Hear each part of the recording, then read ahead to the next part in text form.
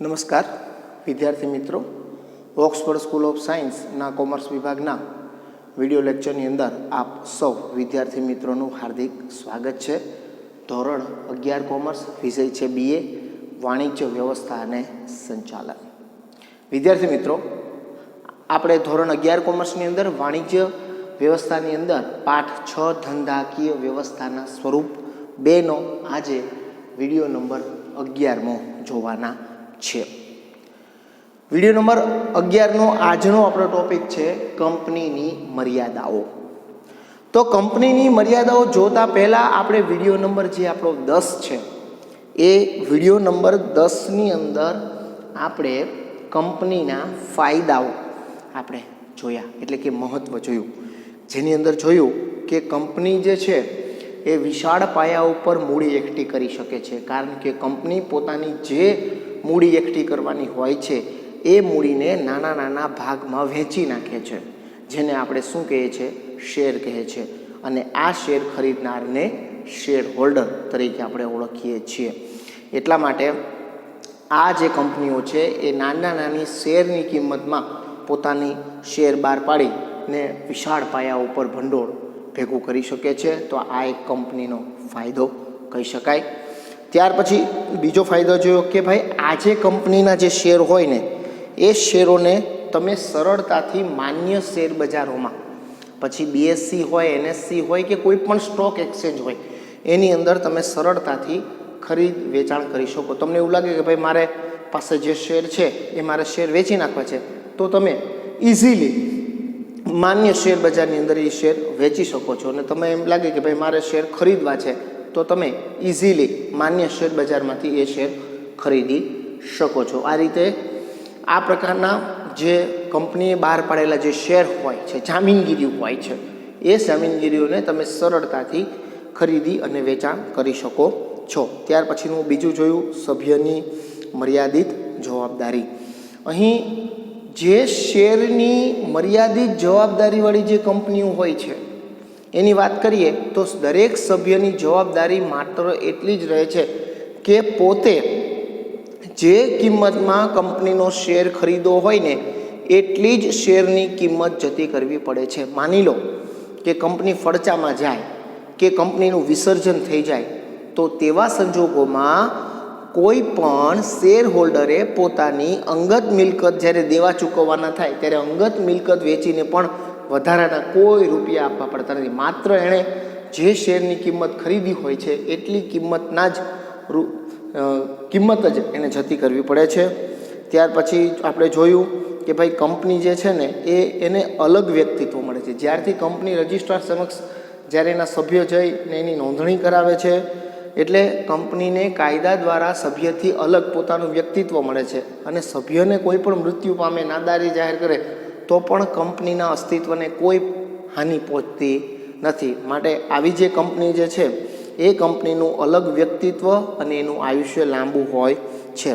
આવી કંપની દ્વારા વિશાળ કદના લાભો, એટલે કે ઉત્પાદનની દૃષ્ટિએ તો આપણને યંત્રો દ્વારા વિશાળ કદના લાભો તો મળે, પરંતુ વેચાણ અને ખરીદીની દૃષ્ટિએ પણ આપણને આ કંપની દ્વારા મોટા પાયાના લાભો પ્રાપ્ત થાય છે. તેટલા જ માટે એમ કહેવામાં આવ્યું છે કે આ કંપનીઓને આર્થિક વિકાસના એન્જિન તરીકે ઓળખવામાં આવે છે.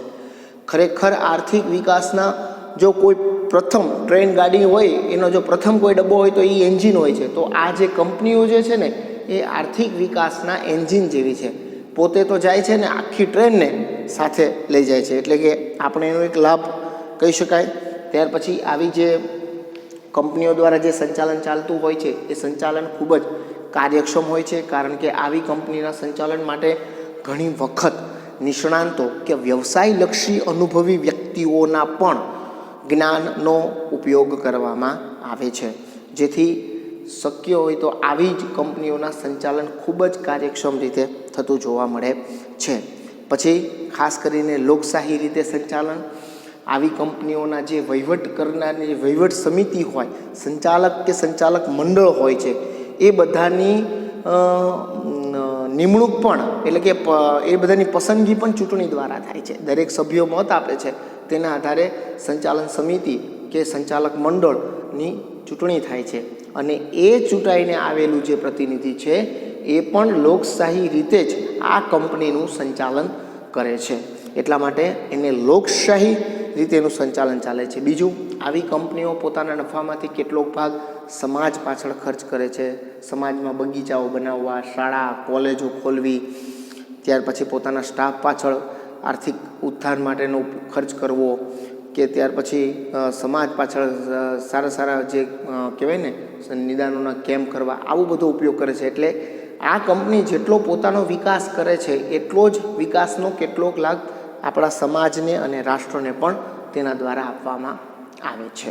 તો ગત વિડીયો લેક્ચર 10ની અંદર આપણે કંપનીના ફાયદાઓ જોયા હતા. તો વિદ્યાર્થી મિત્રો, આજે આપણે કંપનીની મર્યાદાઓ જોવાના છે.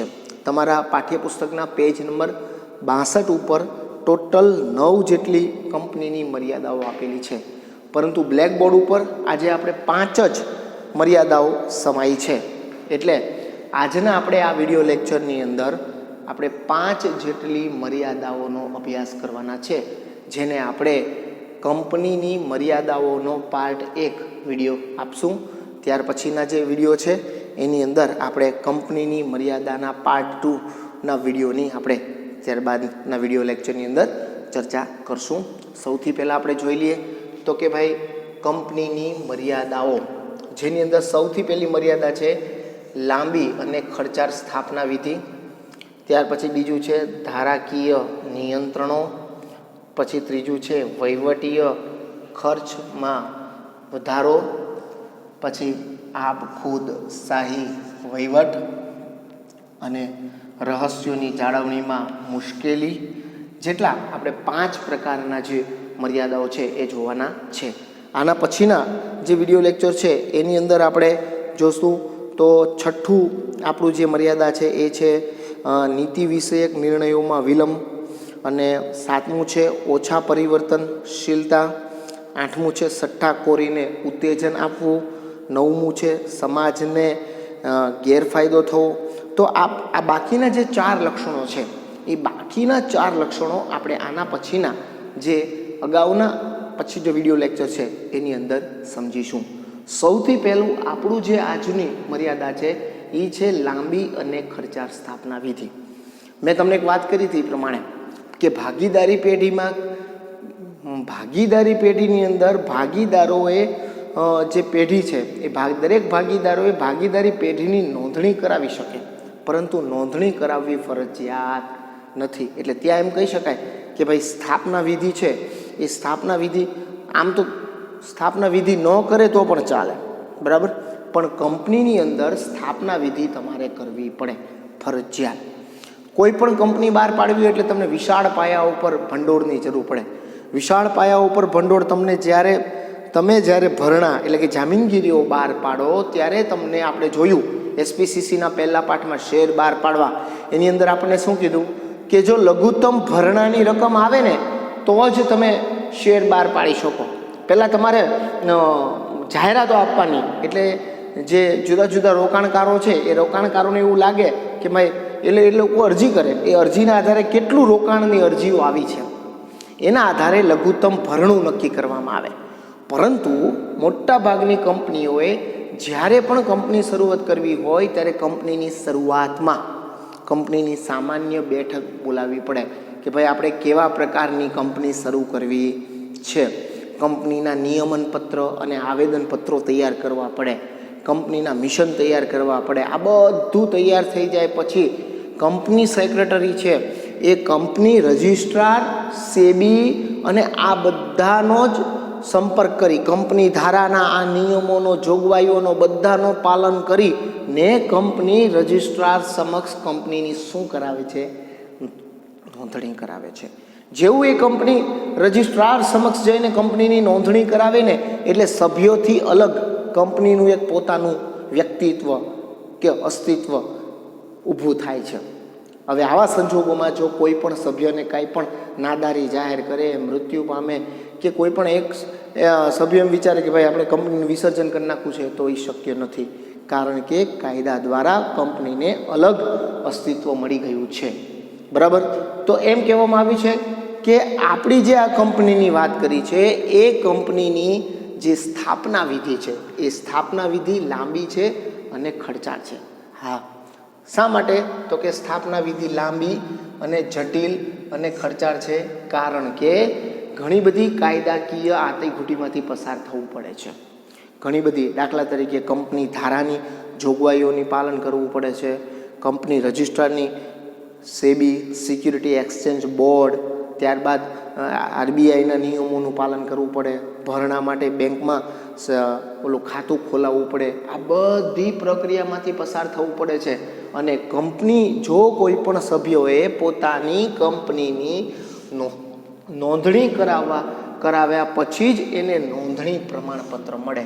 એટલે કે નોંધણી પ્રમાણપત્ર મળ્યા પછી જ તમે કોઈ પણ કંપની શરૂઆત કરી શકો. પણ સૌથી પહેલાં તમારે તમારી કંપનીનું પોતાનું નોંધણીનું પ્રમાણપત્ર જોઈએ, જેને તમારા કંપનીનું લાયસન્સ કહેવાય. તમને લાયસન્સ મળે પછી તમે ગાડી ચલાવી શકો. એમ તમારે કંપની રજિસ્ટ્રાર સમક્ષ કંપનીની શું કરવાની? તો કે નોંધણી કરવાની. તમે કંપની રજિસ્ટ્રાર સમક્ષ કંપનીની જેવી નોંધણી કરાવો ને, એટલે કંપની રજિસ્ટ્રાર છે એ બધી જ માન્ય સંસ્થાઓ, જેમ કે આરબીઆઈ છે, સેબી છે, સિક્યુરિટી એક્સચેન્જ બોર્ડ છે, આ બધા ભેગા મળીને તમને કંપની ચલાવવા માટેનું કંપનીનું માન્ય પ્રમાણપત્ર આપે છે. એટલે એમ કીધું છે કે જેવું તમારે કંપનીની તમે નોંધણી કરાવો એટલે તમને કંપની નોંધણીનું શું મળે છે? પ્રમાણપત્ર મળે છે. આ મેળવવા માટે સૌથી પહેલાં તો તમારે શું કરવું પડે? તો કે કંપનીની જ્યારે શરૂઆત કરવાની હોય ને એ પહેલાં કંપનીની સામાન્ય સભા બોલાવવી પડે.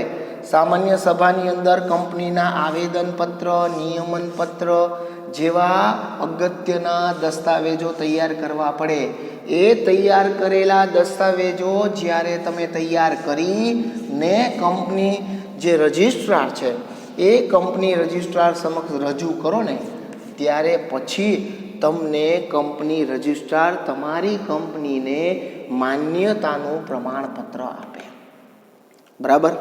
અને ઘણી વખત તો શું થાય છે કે કોઈ પણ કંપનીની સ્થાપના કરાવવા માટે ઘણી વખત કંઈક ગવર્મેન્ટ ઓફિસમાંથી પરમિશન લેવાની હોય છે, ક્યાં કયા દસ્તાવેજો રજૂ કરવાના હોય છે, એ દસ્તાવેજો તૈયાર કઈ રીતે કરવાના હોય છે, તેના માટે કેવા કેવા પ્રકારના કાગળિયાઓ કરવાના હોય છે, ક્યાં ક્યાં જઈને કયા કયા અધિકારીઓની મહોર લગાવવાની હોય છે, એ બધાની ક્યારેક આપણને ખબર પણ હોતી નથી.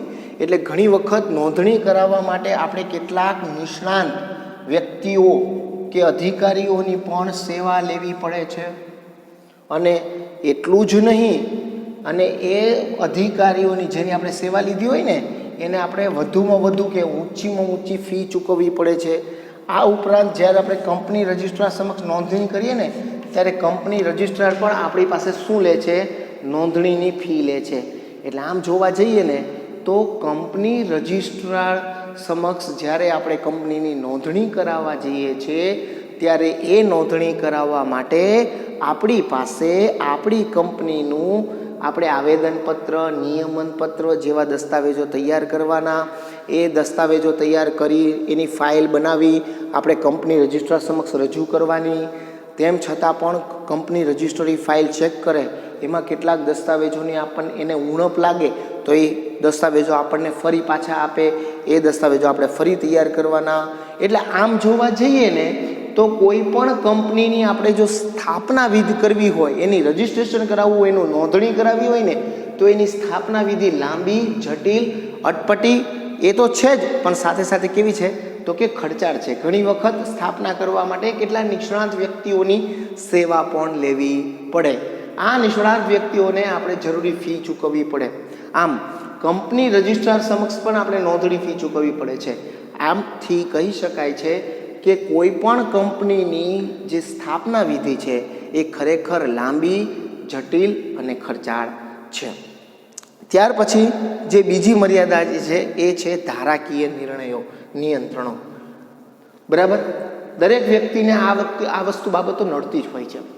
જ્યારે કોઈ પણ કંપનીની તમારે નોંધણી કરાવવી હોય ને ત્યારે તમે નોંધણી કરાવવા માટે સૌથી અગત્યના જરૂરી દસ્તાવેજો તૈયાર કરવા પડે. અને કોઈ પણ કંપની હોય ને એ કંપનીએ વર્તમાન સમયનો જે કંપની ધારો 2013, પહેલાં 1956 હતો, હવે 2013નો જે કંપની ધારો અમલમાં છે, ક્યારથી અમલમાં આવ્યો? તો કે 1 એપ્રિલ 2014થી જે કંપની ધારો, એ કંપની ધારાની બધી જોગવાઈઓ, સિક્યુરિટી બોર્ડની બધી જોગવાઈઓ, આ બધી RBI છે એની પણ જોગવાઈઓ, આ બધી જ, અને ભારત સરકારના કંપનીના જે નિયમો છે એ બધા જ નિયમોનું પાલન કરીને તમારે કંપનીની શું કરવાની હોય છે? તો કે નોંધણી કરાવવાની હોય છે. હવે આ બધી જ ધારાકીય નિયંત્રણોની નોંધણી કર્યા પછી કંપની દ્વારા તમને જે કંપની ચલાવવા માટેનું પ્રમાણપત્ર, ચાલો આપણે કંપનીની સ્થાપના વિધિનું જે પ્રક્રિયા છે એ ખરેખર લાંબી છે, જટિલ છે, ખર્ચાળ છે, આપણે એ પણ પૂરી કરી નાખી. એટલે અહીં જ આ પૂરી કરી દીધી, આપણને કંપની ચલાવવાનું લાયસન્સ મળી ગયું, એટલે કે આપણને પ્રમાણપત્ર મળી ગયા પછી આપણે ધારાકીય નિયંત્રણોમાંથી છૂટી જતા નથી. તો શું થાય છે? તો કે સમયસર આપણે આપણા કંપનીઓનું શું કરવું?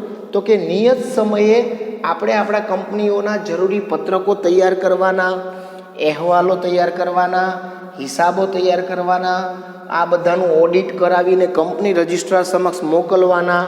આ ઉપરાંત સિક્યુરિટી એક્સચેન્જ બોર્ડની જે જોગવાઈઓ છે એ બધાનું પાલન કરવાનું.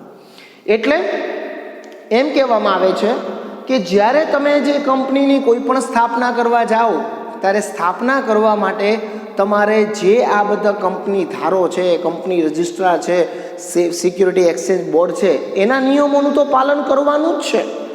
એના નિયમોને આધીન તમારે તમારી કંપનીની નોંધણી કરાવવાની છે. એ નોંધણીની જે પ્રક્રિયા છે એ લાંબી છે, ખર્ચાળ છે, એ બધી વાત સાચી. એમાં એ પોતાના નિયમમાં આ બધી સંસ્થાઓ જે ધારાકીય આપણા ઉપર નિયંત્રણો લાદવે છે એના ઉપર એ કોઈ પણ બાબતો જતું કરતી નથી.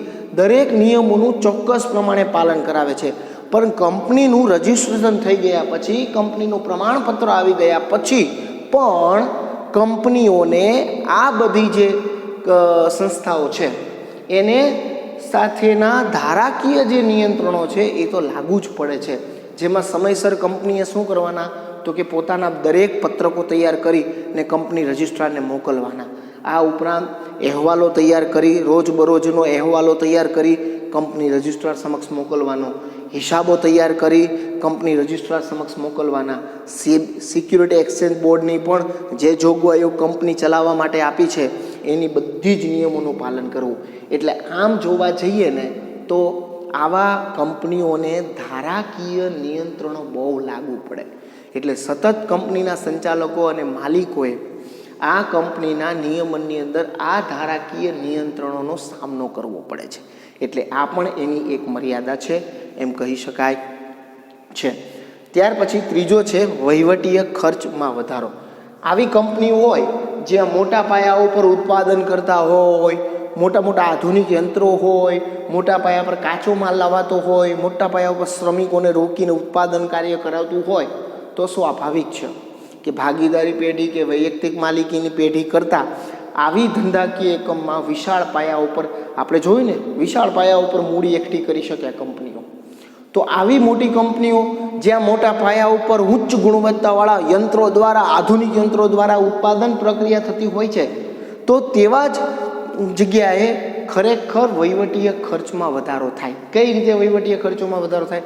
તો ઘણી વખત વસ્તુના ઉત્પાદન માટે કેટલાક ચોક્કસ આધુનિક યંત્રો લાવવા પડે. હવે એ યંત્રોને કઈ રીતે ચલાવવા એ માટેનું આપણા કર્મચારીઓને માર્ગદર્શન આપવા માટે ઘણી વખત આપણે બહારથી નિષ્ણાંતો બોલાવવા પડે. અથવા તો આપણે જે વસ્તુનું ઉત્પાદન કરીએ છીએ એ વસ્તુના ઉત્પાદન કરવા માટે, સંશોધન કરવા માટે પણ ઘણી વખત આપણે બહારથી નિષ્ણાંતોને બોલાવવા પડે કે ભાઈ અમે જે આ વસ્તુ બનાવી છે એની ગુણવત્તા, ક્વોલિટી કઈ રીતે અમારે મેન્ટેન કરવી, અથવા તો એમાં વધારો કઈ રીતે કરવો. આ બધી બાબતો માટે પણ ઘણી વખત આપણે બહારથી આપણા વહીવટ માટે નિષ્ણાંતોને બોલાવતા હોય છે. તો આ નિષ્ણાંતોને આપણે ઊંચી ફી આપતા હોય છે. ઘણી વખત આપણા કંપનીની અંદર કેટલાક વિશિષ્ટ અધિકારીઓ હોય, એન્જિનિયરો હોય, બરાબર, કે નિષ્ણાંત કારીગર હોય, તો એવા કારીગરોને પણ આપણે ઊંચો પગાર આપવો પડે છે. શા માટે? કારણ કે આખા કંપનીનું તમામ કાર્ય પછી ઉત્પાદનનું કાર્ય હોય, વેચાણનું કાર્ય હોય, હિસાબનું કાર્ય હોય, એ બધું એક જ વ્યક્તિ ઉપર ડિપેન્ડ રાખતું હોય કે એક જ એન્જિનિયર પર ડિપેન્ડ રાખતું હોય, તો એવા જે ઉચ્ચ અધિકારીઓ અથવા તો વિશિષ્ટ અધિકારીઓ હોય છે, એવા વિશિષ્ટ અધિકારીઓને ઘણી વખત કંપનીએ આકર્ષક પગાર આપવો પડે છે. આ ઉપરાંત સમયાંતરે કંપનીએ પોતાના ધંધાકીય પોતાના એકમની અંદર સંશોધન કાર્ય કરવું પડે છે. આ સંશોધન કાર્ય કરવા પાછળ પણ ખર્ચ થાય છે. તો આ બધા ખર્ચ કરવા થતાં જે આવી કંપનીઓ હોય છે, આવી કંપનીઓનો જે વહીવટીય ખર્ચ હોય છે, એ ખરેખર વહીવટીય ખર્ચ શું થાય છે તો કે વધી જાય છે. હવે ત્યાર પછીની ચોથી મર્યાદા છે આપ ખુદ શાહી વહીવટ. આપણો દેશ છે લોકશાહી. કંપનીનું સંચાલન જ્યાં લોકશાહી રીતે ચાલે છે, કંપનીના સંચાલક કે સંચાલક મંડળ કે સંચાલક સમિતિની જ્યારે પસંદગી કરવામાં આવે છે, ત્યારે પણ સભ્યોમાંથી જે વ્યક્તિઓ પ્રતિનિધિ તરીકે ઊભું રહેવું હોય એ ઊભો રહી શકે છે, અને બાકીના બધા સભ્યો એમને સભ્યોમાં ચૂંટણી મત આપે છે કે ભાઈ કયો વ્યક્તિ કંપનીના સંચાલક તરીકે બાહોશ છે કે સારો વ્યક્તિ છે, અને એ સંચાલક વ્યક્તિ કે સંચાલક મંડળની પસંદગી થઈ ગયા પછી એ સંચાલક મંડળ પણ લોકશાહી રીતે પોતાનું સંચાલન કરે છે. બરાબર. કોઈ પણ નિર્ણય લેવા હોય તો દરેક સભ્યની સહમતિ લેવામાં આવે. સહમતિમાં પણ દરેક સભ્યો જે બહુમતી આપે ને, એ બહુમતીના નિર્ણયને શું કરવામાં આવે છે તો કે સ્વીકારવામાં આવે છે. આપણે જોયું કે સહકારી મંડળીની અંદર સભ્ય દીઠ મત આપવાનો અધિકાર હતો. પછી ભલે ને એક વ્યક્તિ પાસે 100 મત હોય, 500 મત હોય, 600 શેર હોય, તોય એને એક જ મત આપવામાં આવે. જ્યારે કંપનીમાં મનુષ્યને નહીં, એટલે કે માનવીને નહીં, પરંતુ મૂડીને મહત્વ આપતું હોવાને કારણે, મૂડીને મહત્વ અપાતું હોવાને કારણે શું થાય છે તો કે સભ્ય દીઠ એક મત આપવામાં આવે છે. જ્યારે કંપનીમાં મૂડીને મહત્વ આપવાનું હોવાને કારણે શેર દીઠ મત આપવામાં આવે છે. હવે કોઈ વ્યક્તિ પાસે 50 શેર હોય તો એ 50 મત આપે, કોઈ વ્યક્તિ પાસે 200 શેર હોય તો એ 200 મત આપે. તો એને કારણે આવી કંપનીઓના જે વહીવટ હોય છે એમાં લોકશાહીના મૂલ્યો હાંસ થઈને આપખુદશાહી, એટલે કે પોતાની રીતે જ કેટલાક સભ્યો પોતાનું એવું જૂથ બનાવીને કંપનીની અંદર એવું પ્રભુત્વ રજૂ કરવામાં આવે કે કંપનીનું સંચાલન અમે ધારીએ એ જ પ્રમાણે થાય, અને આપખુદશાહી કહેવામાં આવે. હું કહું એ પ્રમાણે નહીં, બધા સભ્યો કે એ પ્રમાણે થાય તો એને લોકશાહી કહેવામાં આવે. પરંતુ અમુક વ્યક્તિઓ હોય, એ વ્યક્તિઓ કંપનીના જે સભ્યો હોય એ પોતાના એવા જૂથ બનાવી નાખે કે એ જૂથને કારણે એ લોકો એવું વિચારતા હોય છે કે અમે કહીએ એ જ પ્રમાણે એ જ વ્યક્તિ કંપનીના સંચાલક તરીકે બેસવો જોઈએ. તો એવા કેટલાક વ્યક્તિઓને શું હોય છે તો કે કેટલાક વ્યક્તિઓને એવો અહમ હોય છે, જેને કારણે આવી કંપનીના જે વહીવટ હોય છે, જે ખરેખર લોકશાહી રીતે પારદર્શક રીતે ચાલવો જોઈએ, એને બદલે એમાં આપખુદશાહી જોવા મળે છે. જો સભ્યોને કાયદેસર બધા હકો મળ્યા હોય છે, આપવામાં આવે છે, બરાબર, દરેક સભ્યને. ભલે મારી પાસે એક જ શેર હોય, પણ હું એમ ઈચ્છું કે ભાઈ મારે કંપનીના વહીવટમાં ઊભું રહેવું છે, તો હું ઊભું રહી શકું ચૂંટણીમાં. પછી મત આપવો ન આપવો એ તો પછીની વાત છે. કોઈ મને ઓળખતું ન હોય તો મને મત ન આપે કે ભાઈ આ હેમેન્દ્રભાઈને તો હું કંઈ ઓળખતો નથી, આ કોણ છે નવો. આપણે ઓલા ભાઈને ઓળખીએ છીએ, એ ભાઈ મસ્ત જૂનામાં જૂના છે સંચાલક કરનાર, આપણે એને મત આપે. એટલે પછી મને મત આપે કે ન આપે, પરંતુ કંપનીના દરેક સભ્યોને બધા જ કંપની દ્વારા બધા જ હકો અગાઉથી જ મળેલા હોય છે. એટલે કંપની તેમ છતાં પણ કેટલાક સભ્યો એવા હોય કે કંપનીમાં પોતાની નામની સત્તા ભોગવે છે, બરાબર. કારણ કે કંપનીની અંદર શેર દીઠ મતાધિકાર હોવાને કારણે કેટલીક વ્યક્તિઓ જૂથ રચે, જેની પાસે સૌથી વધારે શેર હોય. કોઈ વ્યક્તિ પાસે 200 શેર હોય, કોઈ વ્યક્તિ પાસે 100 શેર હોય, કોઈ વ્યક્તિ પાસે 50 શેર હોય. તો આવા બધા જે શેરો વ્યક્તિ હોય એ સભ્ય પોતાના શું કરે, અલગ જૂથ રચી અને સંચાલન ઉપર કાબુ મેળવે. એટલે એ લોકો એમ જ ઈચ્છે છે કે ભાઈ અમે કહીએ એ જ વ્યક્તિ સંચાલનમાં આવવો જોઈએ. કેમ? કારણ કે એની પાસે શેર વધારે છે કંપનીના.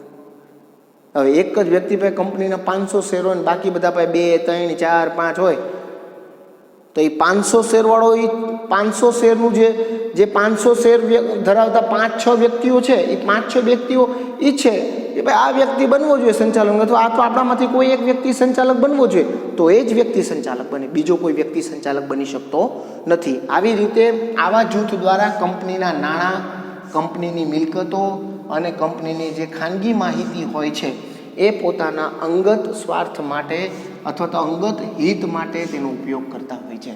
એટલે ખરેખર કંપનીની અંદર લોકશાહી રીતે સાચી રીતે જે વહીવટ કરતા આવવો જોઈએ એને બદલે આવા જૂથોને કારણે જે ગેરકાયદેસર, જે ખરેખર પાત્રતા ન ધરાવતા હોય, એટલે કે અહીં લોકશાહીના મૂલ્યોનો નાશ થાય છે અને આ જૂથ જે વ્યક્તિને ઈચ્છે એ જ વ્યક્તિ સંચાલનમાં બેસે છે અને એ વ્યક્તિ કંપનીના નાણાં, મિલકત અને ખાનગી માહિતીનો ઉપયોગ એના એ જૂથ પ્રમાણે કે એ પ્રમાણે કરે. તો આ રીતે કંપનીના સંચાલનમાં આ ખુદશાહી વહીવટની શક્યતા રહે છે. આપણે એક મર્યાદા છે. ત્યાર પછી છે કંપનીના અગત્યના રહસ્યોની જાળવણીની મુશ્કેલી. વૈયક્તિક માલિકીમાં આપણે રહસ્યોની જાળવણી કરી શકીએ છીએ. ભાગીદારી પેઢીમાં એવું હોય કે 4 કે 5 ભાગીદારો હોય, એટલે બધા જ ભાગીદારો વચ્ચે માહિતી શેરિંગ થતી હોય, વેચણી થતી હોય, એટલે ઘણી વખત રહસ્યો ન જળવાય. પણ કંપનીમાં તો જળવાય જ નહીં. કેમ? કારણ કે કંપનીમાં જેટલા શેર બહાર પાડ્યા હોય ને એટલા શેર હોલ્ડર હોય.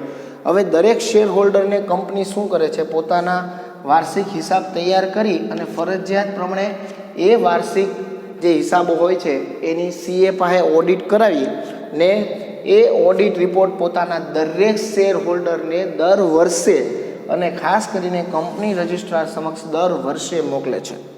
બરાબર? હવે ઘણી વખત શું થાય કે કાયદા અનુસાર બીજી કેટલીક બાબતો પણ કંપનીએ પોતાના સભ્યો સાથે શેર કરવી પડે છે. જેમ કે ડિબેન્ચર પરત કરવાના હોય છે, બોનસ શેરને લગતી માહિતી હોય છે. આવી બધી માહિતીઓ સમયાંતરે કંપનીએ પોતાના સભ્યોને આપવી પડે. એથી ખાસ એમ કહી શકાય છે કે આવી જે કંપની હોય છે એ કંપનીની અંદર તમારે કોઈ પણ રહસ્યોની જાળવણી કરવી હોય તો કંપનીમાં તમે આવા રહસ્યોની જાળવણી કરી શકતા નથી. જોયું? તો વિદ્યાર્થી મિત્રો, હું થોડીક વાર માટે સાઈડ ઉપર આવી જાઉં છું. તમે તમારી નોટબુકની અંદર, ખાસ કરીને ક્લાસ વર્ગની નોટબુકની અંદર કંપનીની મર્યાદાઓ પાર્ટ 1 એમ કરી ને આ બધા જ તમે એવા પાર્ટ 1 ને પાર્ટ 2 ન કરતા, તમે ક્રમશઃ મુદ્દાની નોંધ તમારી બુકમાં કરજો. સૌથી પહેલું આપણે જોઈએ કે ભાઈ કંપનીની મર્યાદાઓ, જેમાં સૌથી પહેલી મર્યાદા છે લાંબી અને ખર્ચાળ સ્થાપના વિધિ. સ્થાપના વિધિ લાંબી, જટિલ અને ખર્ચાળ છે. કંપનીએ તેની નોંધણીનું પ્રમાણપત્ર મેળવવા માટે આવેદનપત્ર, નિયમનપત્ર જેવા દસ્તાવેજો તૈયાર કરાવી કંપની રજિસ્ટ્રાર સમક્ષ રજૂ કરવા પડે છે. ઉપરાંત નિષ્ણાંતોની સેવા લેવી પડે છે. નિષ્ણાંતોને વધુ ફી ચૂકવવી પડે છે. કંપની રજિસ્ટ્રારને નોંધણી ફી ચૂકવવી પડે છે. આ બધી પાછળ કંપનીને લાંબો ખર્ચ થાય છે. આથી સ્થાપના વિધિ લાંબી અને ખર્ચાળ છે એમ કહી શકાય છે. ધારાકીય નિયંત્રણોની વાત કરીએ તો કંપનીની સ્થાપના માટે તો કેટલાક ધારાકીય નિયંત્રણોનું પાલન કરવું પડે છે. તે પ્રમાણે જ કંપનીની નોંધણી અને સ્થાપના વિધિ થાય છે. પરંતુ કંપનીની નોંધણી થઈ ગયા પછી જ્યારે કંપની નિયમિત રીતે ચાલતી હોય છે ત્યારે સમયાંતરે પત્રકો તૈયાર કરવા, અહેવાલો તૈયાર કરવા, હિસાબો તૈયાર કરવા કંપની રજિસ્ટ્રાર સમક્ષ, એટલે કે ઉત્પાદન અને વેચાણનું તો કાર્ય કરવાનું, પણ સાથે સાથે આ બધા ધારાકીય નિયંત્રણોની જોગવાઈઓનું પણ પાલન કરવું. એટલે આપણે એક મર્યાદા છે વહીવટીય ખર્ચમાં વધારો, કારણ કે સમયાંતરે નિષ્ણાંતોને બોલાવવા પડે, નિષ્ણાંતો પાસેથી માહિતી લેવી પડે, એની ઊંચી ફી ચૂકવવી પડે, વિશિષ્ટ અધિકારીઓને આકર્ષક પગાર કે સંશોધન ખર્ચ પણ ચૂકવવો પડે, વહીવટીય ખર્ચ પણ વધુ થઈ જાય છે. ખુદશાહી વહીવટ, આમ જોવા જઈએ તો કંપનીનું સંચાલન લોકશાહી રીતે થાય છે, પરંતુ આવી કંપનીના દરેક સભ્યોને કાયદા દ્વારા બધાને એક સરખા હકો આપવામાં આવ્યા છે. પણ તેમ છતાં પણ કંપનીના કેટલાક સભ્યો છે ને એ પોતાના નામથી કંપનીની સત્તા ભોગવવા ઈચ્છતા હોય છે. કેવી રીતના? તો કે કંપનીની અંદર શેર દીઠ મતાધિકાર હોવાને કારણે કેટલીક વ્યક્તિઓ પાસે વધારે શેર હોવાને કારણે તેઓ એક જૂથની રચના કરે છે અને સંચાલન પર પોતાનું કાબૂ ધરાવે છે. કંપનીના નાણાં, મિલકત, ખાનગી માહિતી આ વગેરેનો પોતાના અંગત હિત કે સ્વાર્થ માટે ઉપયોગ કરે છે. તો આ રીતે પણ કંપનીમાં ખુદશાહી વહીવટની આવવાની શક્યતા રહે છે. ત્યાર પછી જે કહેવાય કે ભાઈ પાંચમો જે મર્યાદા છે એ છે રહસ્યોની જાળવણીમાં મુશ્કેલીઓ. કંપની તેના વાર્ષિક હિસાબો ફરજિયાત ઓડિટ કરાવી સભ્યોને અને કંપની રજિસ્ટ્રારને મોકલે છે. આ ઉપરાંત બીજી કેટલીક બાબતો જેમ કે ડિબેન્ચરો પરત ક્યારે કરવાના છે, બોનસ શેરોને લગતી માહિતીઓ હોય છે, આ સમયાંતરે પ્રસિદ્ધ કરવી પડે કંપની. એટલે જેમ વૈયક્તિક માલિકીની અંદર આપણે ધંધાના રહસ્યોને જાળવી શકીએ છીએ તેવી રીતના આવી કંપનીની અંદર આપણે રહસ્યો જાળવી શકતા નથી. ધંધાની આપણે કહેવાય ને કે સારી બાબતોને આપણે જાળવી શકતા નથી. તો વિદ્યાર્થી મિત્રો આજે અહીંયા સુધી. હવે પછીના વિડીયો લેક્ચરની અંદર બાકીની જે 4 મર્યાદા રહી છે તેની આપણે વિસ્તારથી વાત કરશું. ત્યાં સુધી આપ દરેક વિદ્યાર્થી મિત્રો ઘરે રહો, સુરક્ષિત રહો, સ્ટે હોમ, સ્ટે સેફ. આપ સૌ વિદ્યાર્થી મિત્રોનો ફરી આભાર માનું છું. આભાર.